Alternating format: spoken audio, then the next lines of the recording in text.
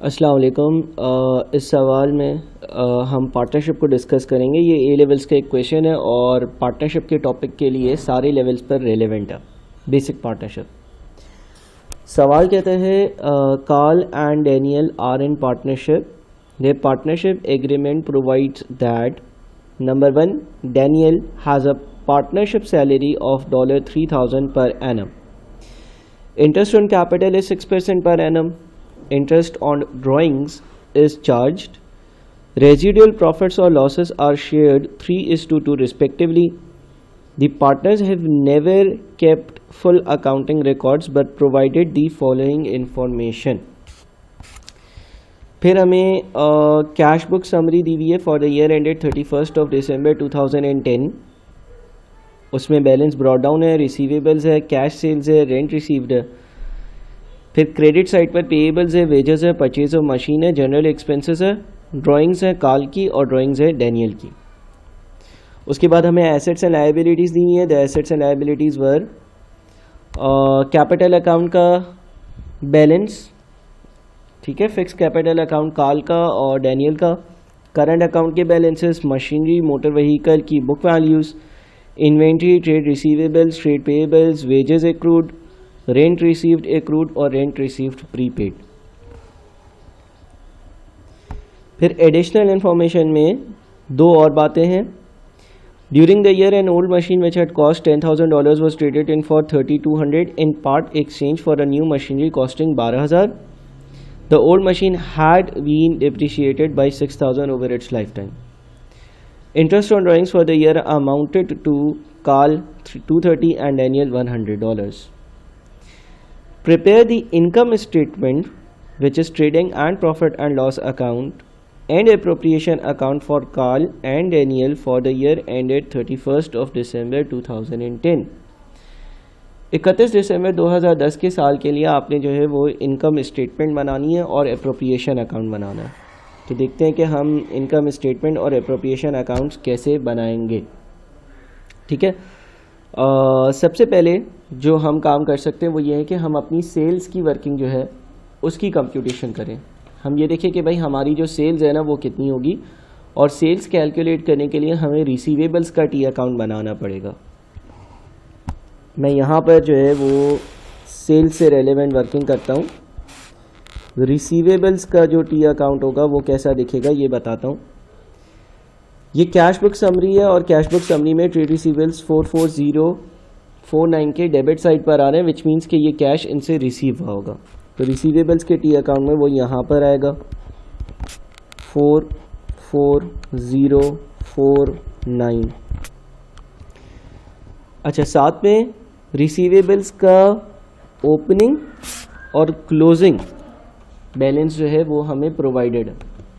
ठीक है ना, रिसीवेबल्स का ओपनिंग और क्लोजिंग दोनों बैलेंसेस हमें दिए हुए हैं। तो हम अपने रिसीवेबल्स के टी अकाउंट में ब्रॉट डाउन मेंशन करते हैं।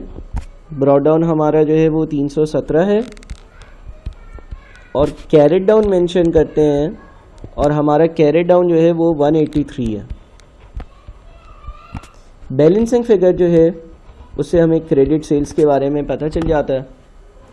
तो 44049 प्लस 183 माइनस 317 इज 43915। 43915, ठीक है, ये हमारी क्रेडिट सेल्स हो गई। अच्छा, इसमें हमें कैश सेल्स जो है उसको ऐड करना होगा अगर हमें टोटल सेल्स की वैल्यू चाहिए। तो 43915 में हम ऐड कर देते हैं 332467। तो टोटल हमारा जो है ना वो बनता है 376382। सेल्स जो है ना, सेल्स, उस सेल्स का टोटल हमारा बन रहा है 376382।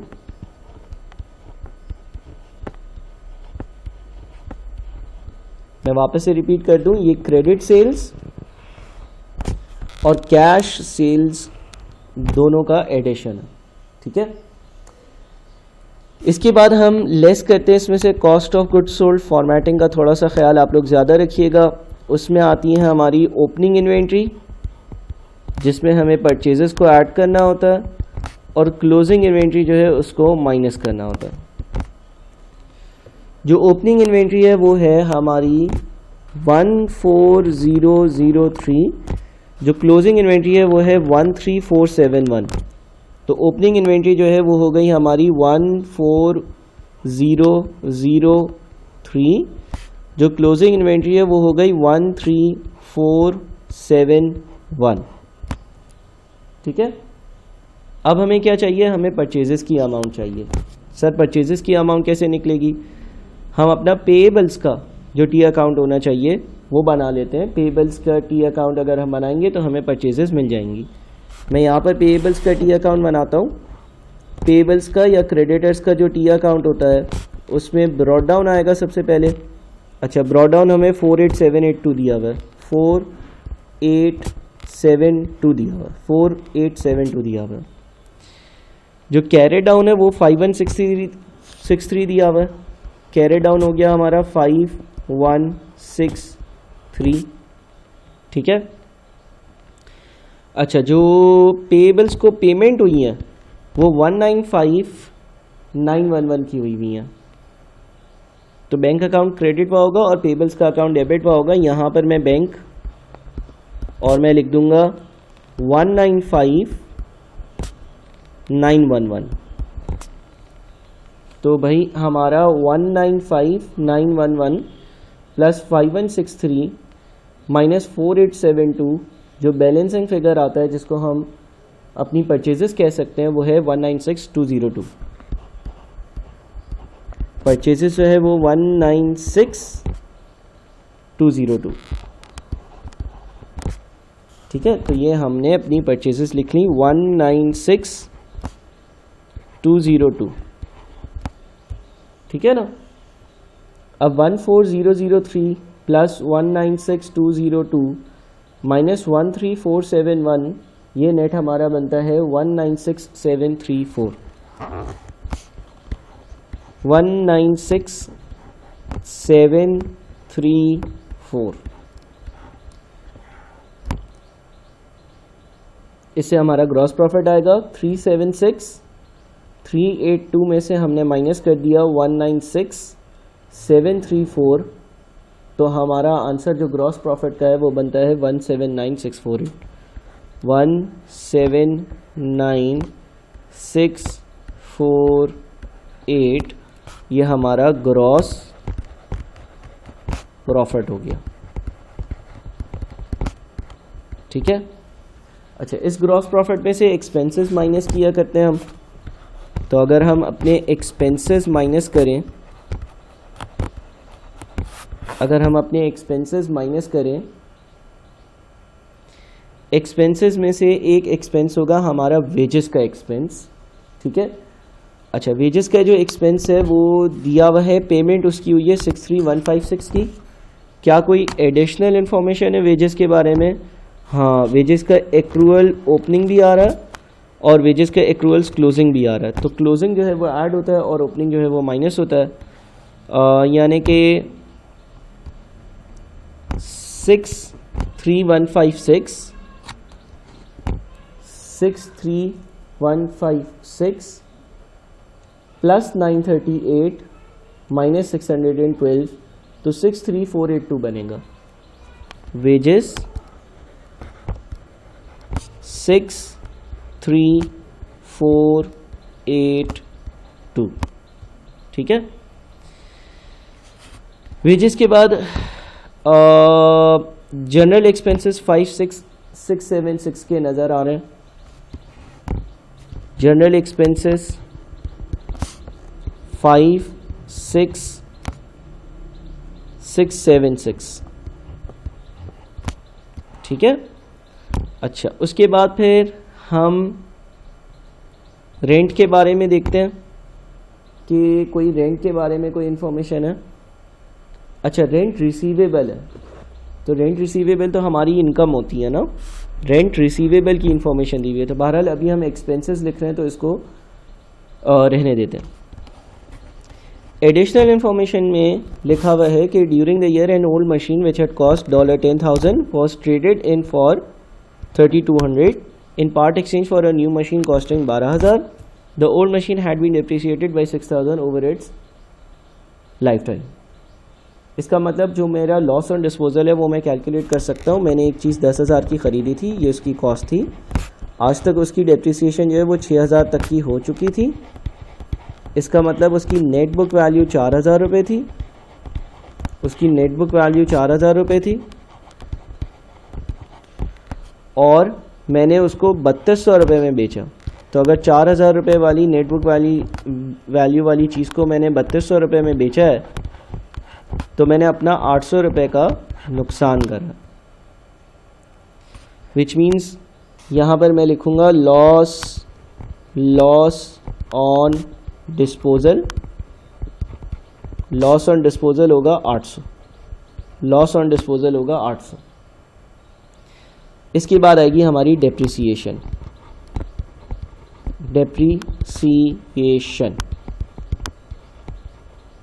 ठीक है. अच्छा, डेप्रिसिएशन कैसे आएगी? अगर हम मोटर व्हीकल की बात करते हैं तो मोटर व्हीकल जो है उसकी ओपनिंग नेट बुक वैल्यू है 16,000 और क्लोजिंग नेट बुक वैल्यू है 8,000. यानी कि नेट बुक वैल्यू जो है वो 16,000 से 8,000 पर गई है, 8,000 से कम हुई है. अगर नेट बुक वैल्यू 8,000 से कम हुई है, अगर मोटर व्हीकल्स की नेट बुक वैल्यू 8,000 रुपये से कम हुई है, विच मीन्स कि 8,000 रुपये उसकी डेप्रिसिएशन होगी. ठीक है. नेट बुक वैल्यू क्यों कम होती है? या तो डिस्पोजल की वजह से, वो हुआ नहीं है, दूसरा डेप्रिसिएशन की वजह से. तो ये मोटर व्हीकल के लिए तो सिंपल था. अच्छा, मशीन्स के लिए क्या करेंगे सर? देखो, मशीन्स के लिए जो है ना वो डिस्पोजल भी हुआ है, चीज़ें ख़रीदी भी गई हैं, बेची भी गई हैं, सारी चीज़ें हैं. तो हमें उसका टी अकाउंट बनाना पड़ेगा डेप्रिसिएशन मालूम करने के लिए. मैं यहाँ पर मशीन का जो टी अकाउंट होना चाहिए वो बनाता हूँ. 147,000 का ब्रॉड डाउन है. 147,000. 145,000 का कैरी डाउन है. 145,000. ठीक है. और लिखा हुआ है during the year an old machine which had cost 10,000 was traded in for 3,200 in part exchange for a new machine costing 12,000. 12,000 रुपये की एक न्यू मशीन खरीदी है तो वो यहाँ पे लिख दिया. The old machine had been depreciated by 6,000 over its life time. पिछली मशीन 6,000 तक की डिप्रिशिएट की हुई थी. 10,000 उसकी कॉस्ट थी. उसको अगर 6,000 डिप्रिशिएट किया हुआ था तो उसकी नेट बुक वैल्यू जो है ना वो 4,000 थी. नेट बुक वैल्यू का अगर हम लोग मशीन्स का टी अकाउंट बनाते हैं तो मैं यहाँ पर उसकी 4,000 रुपये नेट बुक वैल्यू शो करता हूँ. ठीक है ना. ब्रॉड डाउन और परचेजेस डेबिट साइड पर आ रहा है. क्रेडिट साइड पर जो है वो नेट बुक वैल्यू पर डिस्पोजल और कैरी डाउन आ रहा है. अगर कोई बैलेंसिंग फिगर होगा तो वो डेप्रिसिएशन का होगा. ये मशीन्स का नेट बुक वैल्यू का टी अकाउंट है. ठीक है. 147,000 रुपीज़ की मशीन्स हमारे पास थी, प्लस 12,000 रुपये की मशीन्स हमने और ख़रीदी. 159,000 की मशीन्स हो गई. उसमें से 4,000 की नेट बुक वैल्यू की मशीन्स डिस्पोज ऑफ कर दी तो 155,000 बचा हुआ होना चाहिए. लेकिन क्लोजिंग जो है वो 145,000 है, विच मीन्स को जो 10,000 रुपये का डिफरेंस आ रहा है वो डेप्रिसिएशन का डिफरेंस है. तो 10,000 रुपये हमने यहाँ पर डेप्रिसिएशन मशीन्स की लिख दी. अब सारे एक्सपेंसेस को ऐड करते हैं. 63,482 प्लस 56676 प्लस 800 प्लस 8,000 प्लस 10,000 तो ये बन जाता है 138,958. 138,958 सही. ये हमने ग्रॉस प्रॉफिट में से किया माइनस. तो 179,648 में से हमने जब 138,958 माइनस किया 40609 आया. 40690 आया. अच्छा, अब कुछ हमारी इनकम भी है. देखो, अगर हम अपना कैश अकाउंट देखते हैं तो हमने 7,000 रुपये का रेंट रिसीव किया. रेंट रिसीव मींस हमने कोई जगह रेंट पर दी होगी और उसकी वजह से उसकी इनकम होगी. अच्छा, रेंट रिसीव के बारे में एक प्री पेमेंट भी है रेंट रिसीवेबल की और एक एक्रूअल्स भी है. तो 7,000 रुपये जो है, जो हमारा रेंट रिसीव्ड इनकम है ना, उसके लिए होगा ये कि देखो 7,000 रुपये तुमने रिसीव किए। अच्छा, रेंट रिसीवेबल का ओपनिंग एक्रूड आ रहा है, विच मीन्स पिछले बार किसी ने 500 रुपये कम रेंट दिया था, वो इस बार आपको रेंट पे कर रहा है। दिस मीन्स के जो आपका रेंट रिसीव हुआ है 7,000 का, उसमें से 500 रुपये तो पिछले साल का, तो वो हटा दो। अच्छा, रेंट रिसीव का 500 का प्रीपेड भी आ रहा है। प्रीपेड का मतलब ये है कि अगले साल का रेंट आपको अभी से मिल गया, तो ये भी इस साल का नहीं है, ये भी हटा दो। तो 6,000 रुपये आपकी रेंटल इनकम होगी। 6,000 रुपये रेंटल इनकम होगी, तो ये 40690 प्लस 6,000, ये आपका बन जाएगा 46690। 46690, ठीक है। ये हमारा प्रॉफिट फॉर द ईयर है। Profit for the year. अच्छा, इस प्रॉफिट फॉर द ईयर जो है, अब इसमें हम एप्रोप्रिएशंस करेंगे, ठीक है। और एप्रोप्रिएशंस की कंप्यूटेशंस करेंगे। इंटरेस्ट ऑन ड्राइंग्स हो गया, सैलरी हो गई, इंटरेस्ट ऑन कैपिटल हो गया, ये सारी चीज़ें करेंगे। इंटरेस्ट ऑन ड्राइंग्स जो है वो ऐड होता है, इंटरेस्ट ऑन ड्राइंग्स जो है वो ऐड होता है, ये हम पढ़ चुके हैं। तो अगर इंटरेस्ट ऑन ड्राइंग्स ऐड होगा तो ऐड इंटरेस्ट ऑन ड्राइंग्स, और इंटरेस्ट ऑन ड्राइंग्स जो ऐड होगा वो होगा 230 और 100, ठीक है। अच्छा, फिर अगर कोई पार्टनर है तो उसकी अगर कोई सैलरी है तो सैलरी माइनस होती है, लेस हो जाती है सैलरी माइनस होती है। उसके अलावा क्या लेस होता है? उसके अलावा लेस हो जाता है अगर कोई इंटरेस्ट ऑन कैपिटल है वो लेस हो जाता है, ठीक है। तो सैलरी देखते हैं कि किसी पार्टनर की कोई सैलरी है, ये रिटर्म्स। डैनियल की सैलरी है 3,000 पर एनम, और इंटरेस्ट ऑन कैपिटल जो है ना वो 6% है। डैनियल की सैलरी है 3,000,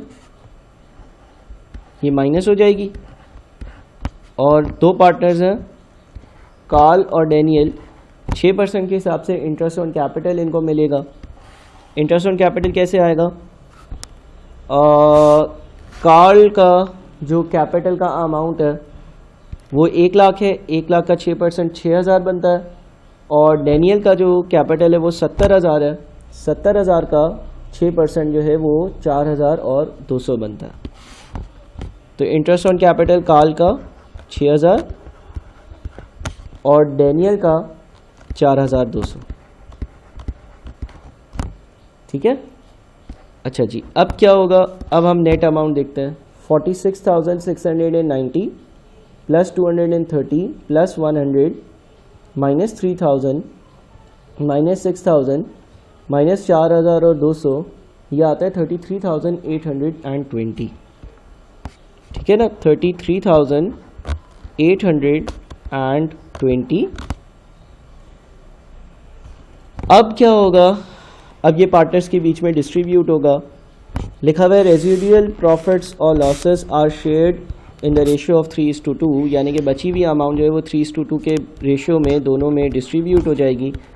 प्रॉफिट डिस्ट्रीब्यूट होगा और वो 3:2 के रेशियो में डिस्ट्रीब्यूट होगा। तो 33,820 डिवाइडेड बाई 5 इंटू 3 इज़ 20,292 20,292 और 13,528 13,528। इसके बाद ये चला जाएगा नील पर।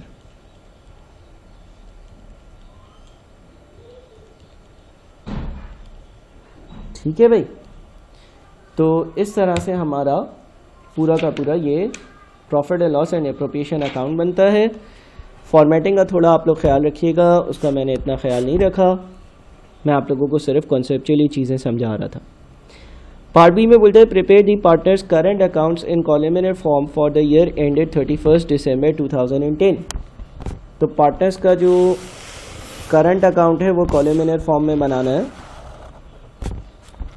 करंट अकाउंट की हेडिंग आएगी करंट अकाउंट, ठीक है। पार्टनर्स हमारे पास कौन कौन है? कार्ल डेनियल। अच्छा जी, कार्ल और डेनियल जो है इन दोनों का करंट अकाउंट का ओपनिंग 3210 और 1304 है। ब्रॉड डाउन 3210 और 1304।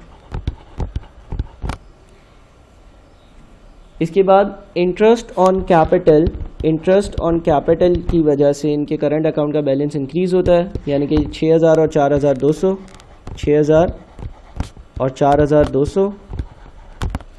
सैलरी जो है वो भी पार्टनर को मिलती है, तो अगर डेनियल की सैलरी है तो वो 3000 ऐड होगी, ये भी हो गया। इसके बाद प्रॉफिट का जो शेयर है 20292 और 13528 ये भी ऐड होगा, तो प्रॉफिट शेयर 20292 और 13528, ठीक है। अच्छा, उसके बाद फिर इंटरेस्ट ऑन ड्राइंग्स जो है वो 230 और 100 है, तो इंटरेस्ट ऑन ड्राइंग्स 230 और 100 यहाँ पे लिख दिया। और ड्राइंग्स जो हैं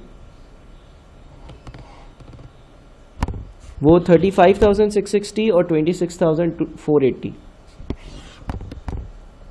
35,660 और 26,480 की ड्राइंग्स हैं।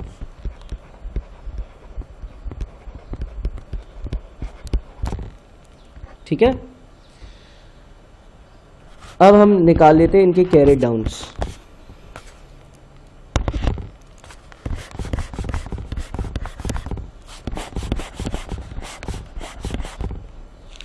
अच्छा जी,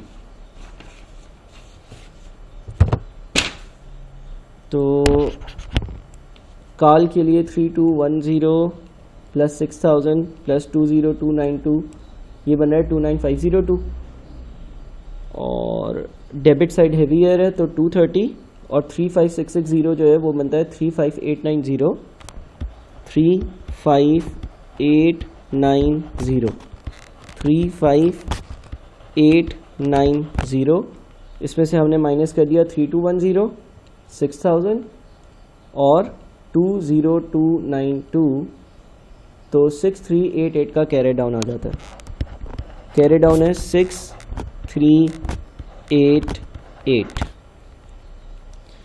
अच्छा, बाकी 100 और 26480 यानी कि 26580 यहाँ पर 26580, 26580।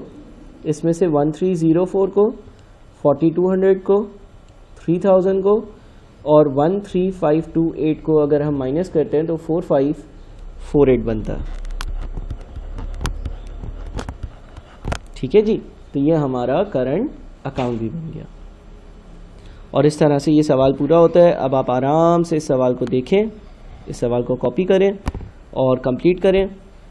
अगर आपके पास ए लेवल्स के पास पेपर्स नहीं है तो बस आप ये कोड जो है वो गूगल पर सर्च करें, अकाउंट्स ए लेवल पास पेपर्स नवंबर 2011 पेपर 23, तो आपके सामने खुद ही सवाल आ जाएगा।